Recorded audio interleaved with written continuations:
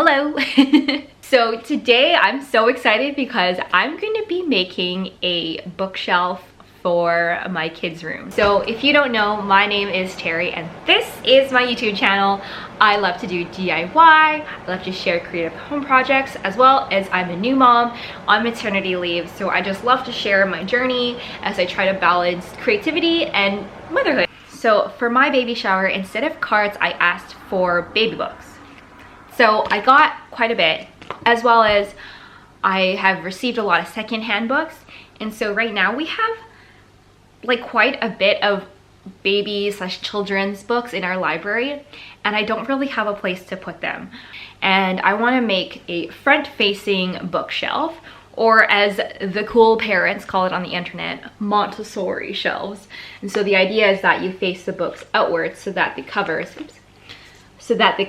face outwards, and allows children to see the cover, and it encourages like curiosity in reading and independence in being able to take the book, take it out yourself, as well as for the kids to be able to put them away themselves. So anyways, I saw pictures of it on Etsy and I thought they were super cute. And then I looked up online how to make one, and so I'm going to try to follow along from a blog. The name of the blog is slipping from my mind right now, but I will link the blog in the description of what I used as my guide.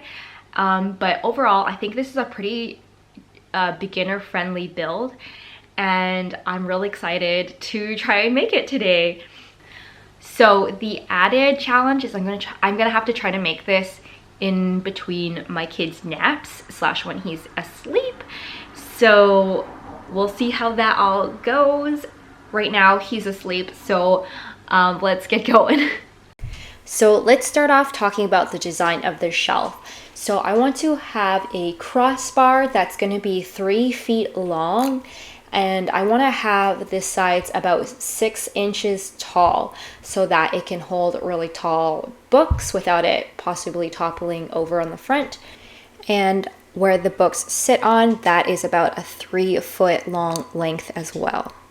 I plan on making 2 of these, and so the wood dimensions I will be using for this project is one board that's 8 foot long, 2 3/8 inches tall, and 3 1/4 inch thick, as well as two boards that are 3 foot long, 1.5 inches tall, and a 1/2 inch thick. I had this 8 foot board sitting around my house, so I decided to use that to save some costs on this project. I did buy the 2 3 foot boards at Lowe's. To make the base of the shelf, I measure out 2 3 foot sections on the 8 foot board. And to do that, I used my smaller 3 foot piece as my guide. Then use a miter saw to cut out those 3 foot long pieces.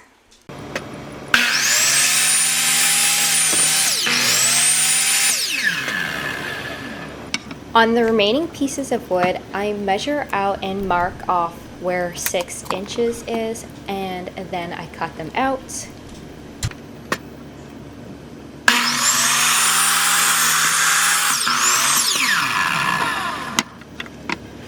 In the description of the video, I will include a list of all the cuts I am making and the dimensions of the wood, so that you have something physical to read that will help explain what I'm doing.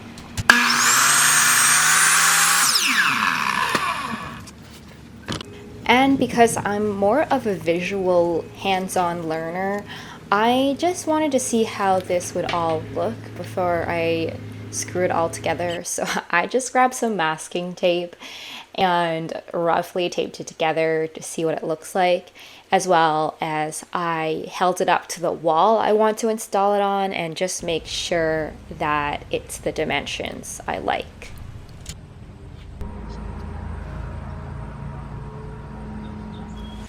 Alright, here comes the part I don't really like in projects very much, and it is sanding. but it's got to be done because we don't want my kid having any blisters from this shelf. So to start off, I grabbed my orbital sander and I put on 80 grit sanding net and just give everything a really rough sand.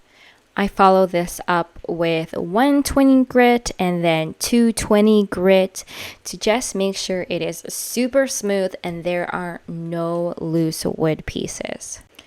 For the smaller pieces, I ended up just using sandpaper without the orbital sander. It was just a lot easier on the hands to just do it the old-fashioned way without power. All right, so we're done cutting and sanding. Let's put these pieces together using a Kreg Jig. So I'm still kind of new at using a Kreg Jig, but it was pretty easy to figure out just using some YouTube tutorials. So here is my really quick tutorial on how to use it. So it comes with this apparatus, and this is what you clamp onto the wood, and it guides your drill to drill a hole on an angle so that you can attach two pieces of wood together. The wood that I am drilling through is 3/4 of an inch thick, and so you'll see you have to adjust the sliders along the arrow according to how thick your wood is. So that is what I did here. In addition, the drill bit that comes with the Kreg Jig, you have to adjust the stopper for the correct thickness of wood. Now, I didn't show it, but on the plastic box that it comes with, it shows where you should adjust the stopper to based on your wood thickness. And so that's what I'm just adjusting here.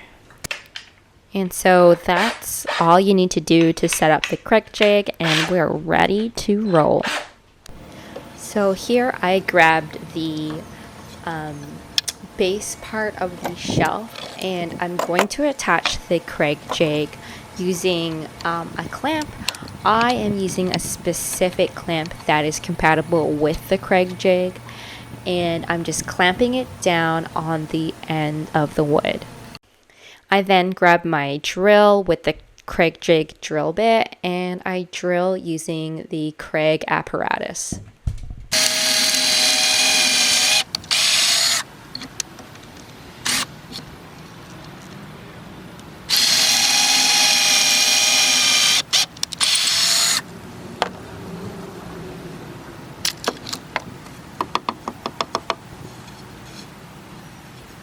And then I flip the piece of wood around and do the same thing on the other end.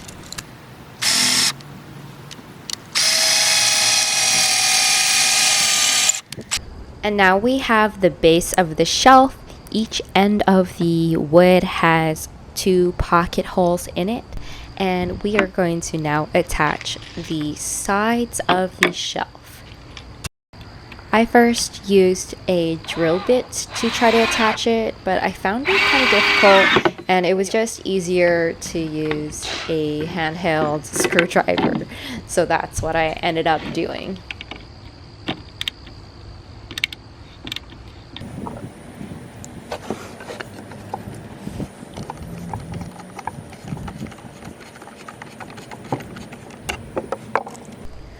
Okay, so it's starting to come together. The next piece we got to attach is this crossbar, and we're going to drill some pocket holes at the end of each side of this piece of wood to attach to the sides. What I didn't record was me adjusting all the settings on the Kreg Jig, just because this piece of wood is thinner than the base, so you just have to make sure that the settings are all good for 1/2 inch thick wood.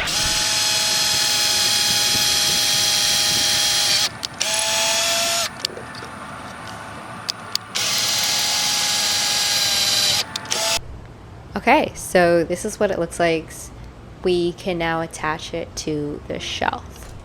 I just used a ruler to measure 1 centimeter down from the top and 1/2 centimeter in from the edge of the shelf and put a mark in and made sure that both sides of the shelf were even so that the crossbar is installed on a level plane. So last but not least, we are then installing the keyhole fasteners on the back of the shelf. This is how you are able to attach it and hang it on the wall. So here I'm just measuring on both sides where I want to install the keyhole fastener, and I'm just pre-drilling some holes.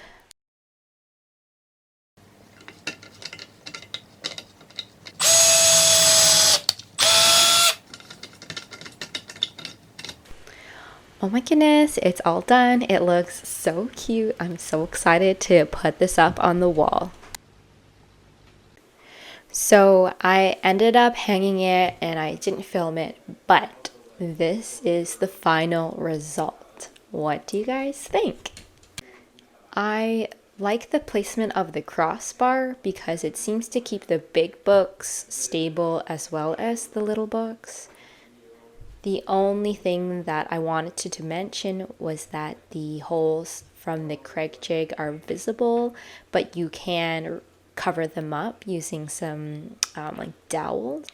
But I honestly didn't really care because I know books will cover up the holes, so I just left it as is. Overall, I love this bookshelf. It was such a beginner-friendly project, and I feel pretty proud about it, not gonna lie. I'm sure we're gonna use it tons because we love to read in this house. And as my baby grows up, I hope he really enjoys using this bookshelf and uses it a ton. Alright guys, thanks for watching. I'll see you at the next video.